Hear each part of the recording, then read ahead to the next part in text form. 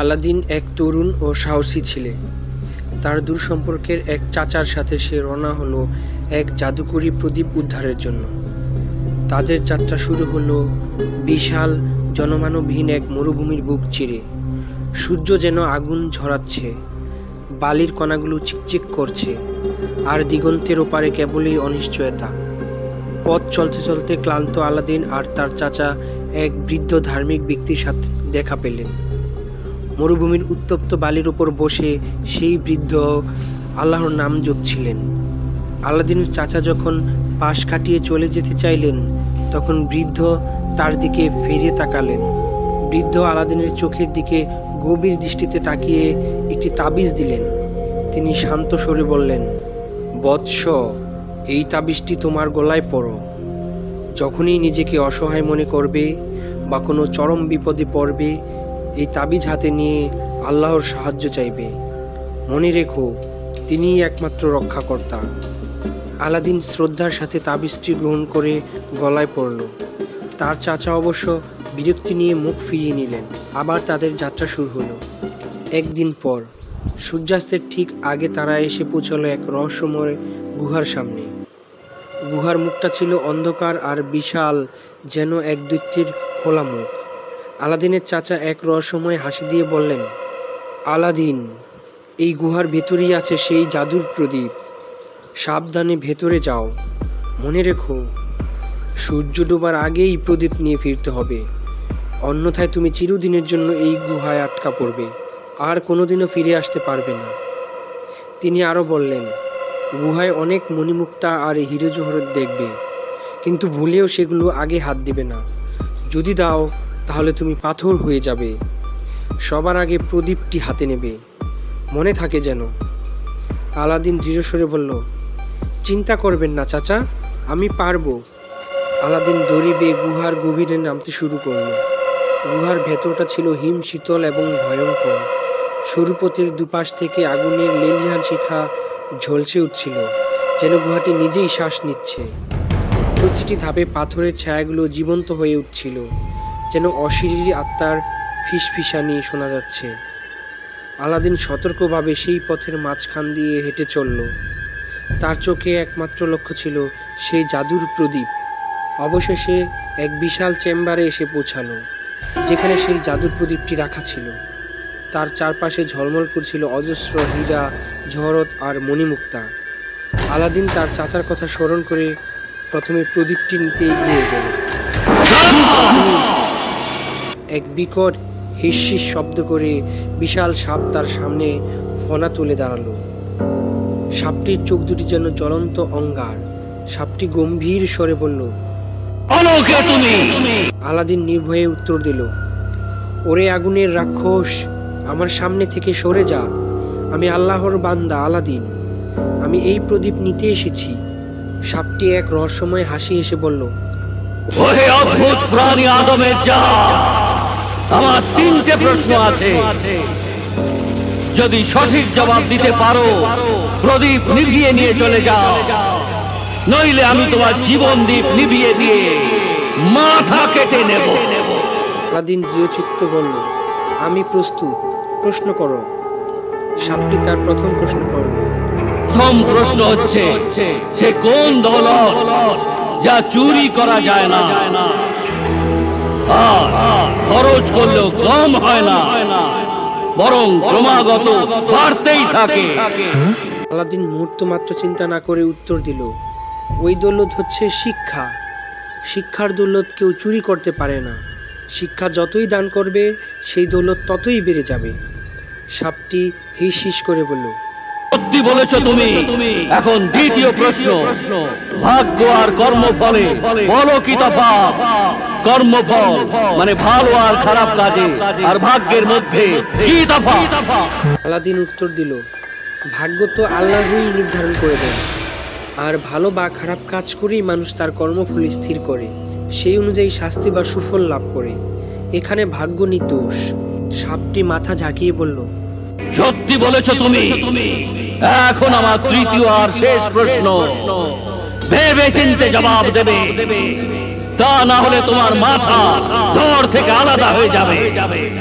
Aladdin অধৈর্য হয়ে বলল, জলদি জিজ্ঞেস করো আগুনের শয়তান। সাপটি তার শেষ প্রশ্ন ছুড়ে দিল।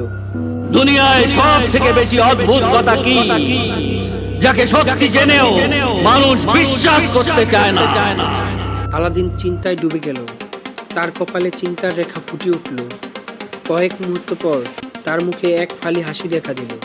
সে বলল, ওই কথা হচ্ছে মৃত্যু। সকলেই জানে যে একদিন তাকে মরতে হবে, তবুও সে দুনিয়াতে এমন নিশ্চিন্তে থাকে যেন কখনই তাকে মরতে হবে না। সাপটি এক দীর্ঘশ্বাস ফেলে বলল, শাবাশ বেটা, আল্লাহর বান্দা আলাদিন, যা নিয়ে যা প্রদীপ। আলাদিন স্বস্তির নিঃশ্বাস ফেলল এবং জাদুর প্রদীপটি হাতে নিল। এরপর সে কিছু হীরা জহরত নিজের কাছে রাখল। কিছুক্ষণ পর আলাদিন গুহার মুখে এসে পৌঁছাল। সেখানে তার চাচা অধৈর্য হয়ে অপেক্ষা করছিলেন। চাচার চোখে লোভের আগুন জ্বলছিল। তার চাচা অধীর আগ্রহে জিজ্ঞেস করলেন, তুমি কি প্রদীপটি নিয়ে এসেছো? আলাদিন বিজয়ের হাসি হেসে বলল, হ্যাঁ চাচা, প্রদীপ এনেছি, সাথে হিরেমতি জহরতও এনেছি। আলাদিন গুহার নিচ থেকেই প্রদীপ আর জহরতগুলো তার চাচাকে দেখালো। চাচার চোখ যেন জাদুর প্রদীপের দিকে আটকে ছিল। চাচার কণ্ঠস্বর পাল্টে গেল। তিনি তীব্র স্বরে বললেন, তুই আমাকে প্রথমে এই প্রদীপটা দিয়ে দে। আলাদিন অবাক হয়ে বলল, আগে আপনি আমাকে টেনে তুলুন চাচা, আমার সাথে প্রদীপও চলে আসবে।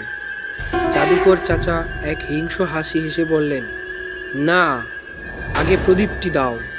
সূর্য ওঠার আগে আমার হাতে প্রদীপটা আসা চাই।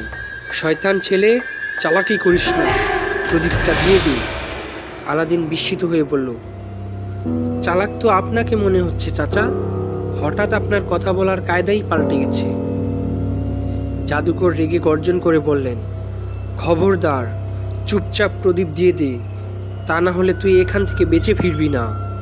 আলাদিন হতবাক হয়ে বলল, আপনি আমার চাচা হয়ে এরকম কথা বলছেন? তার চাচা বিকট এক হাসি এসে বললেন, হা হা হা হা হা, নির্বোধ ছোকরা, দৌলত এমনই জিনিস যে আপনকেও পর করে দেয়। আর আমি তো পরই, আমি তোর চাচা নই, আমি আফ্রিকার বিখ্যাত জাদুকর জিঙ্গালা। একথা শুনে আলাদিন আকাশ থেকে পড়ল। সে কম্পিত স্বরে বলল, কি, আপনি আমার চাচা নন? জাদুকর জিঙ্গালা বললেন, না, আমি তোর চাচা নই। আমার মতলব ছিল তোকে ফাঁসিয়ে এইখানে আনা, যাতে তুই আমার জন্য এই প্রদীপ আনতে পারিস। আলাদিন ভয়ে চিৎকার করে বলল, আমায় বাঁচান, আমায় উপরে তুলে নিন। জাদুকর জিঙ্গালা এক শয়তানি হাসি দিয়ে বললেন, একটি সত্যি তোকে উপরে উঠাতে পারি, তুই প্রথমে আমাকে প্রদীপটি দিয়ে দে, এরপর তোকে আমি টেনে তুলব। আলাদিন হতাশ হয়ে বলল, আরে তোকে তো বিশ্বাস নেই, তুই একজন সফল জাদুকরই নস, বিশ্বাসঘাতকও। তুই আমাকে রক্তের সম্পর্কের কথা বলে ভুলিয়ে আমার সরলতার সুযোগ নিয়েছিস। আমার মতো অসহায়কে আমার দুঃখী মায়ের থেকে আলাদা করেছিস, আর এই জাহান্নামের দরজায় এনে ছুরি দিয়েছিস। জাদুকর জিঙ্গালা ক্রূর হাসি এসে বললেন, হ্যাঁ, নিচে জাহান্নাম আর উপরে হচ্ছে জীবন। বল তোর কোনটা চাই, তা না হলে নিজের জাদু দিয়ে এই গুহার মুখ বন্ধ করে দিয়ে চলে যাব।